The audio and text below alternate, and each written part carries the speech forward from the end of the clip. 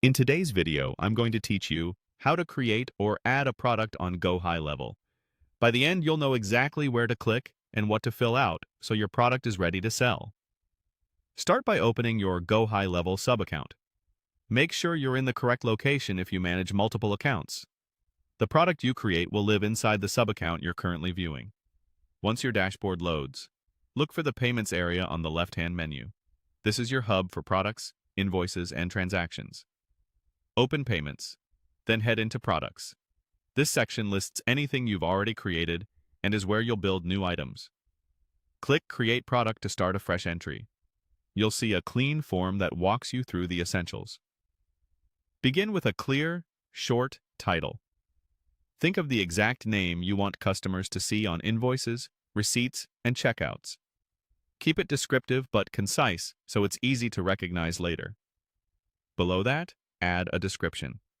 While it's optional, a well-written description reduces confusion and support questions. Summarize what the product includes, who it's for, and any key deliverables. If you offer versions or tiers elsewhere, note which one this is. Next, add product media. This can be an image, logo, or thumbnail that represents what you're selling. Choose a high-resolution image with a simple background so it looks sharp in emails and on checkout pages. Consistent branding across products helps customers trust what they're buying. Now enter the amount. This is the price customers will pay. Double-check the currency and type the amount with the correct decimals. If you price using psychological endings like .99, enter it exactly as you want it to appear. Verify that the number matches your offer and any advertised promotions. When everything looks good, go to the top right and click Save. Give it a moment to process. You should see your new product appear in the products list, confirming it's been created.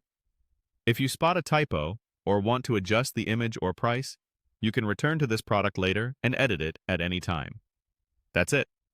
You opened your sub-account, navigated to Payments, selected Products, created a new product, added a title, description, media, set the amount, and saved your work.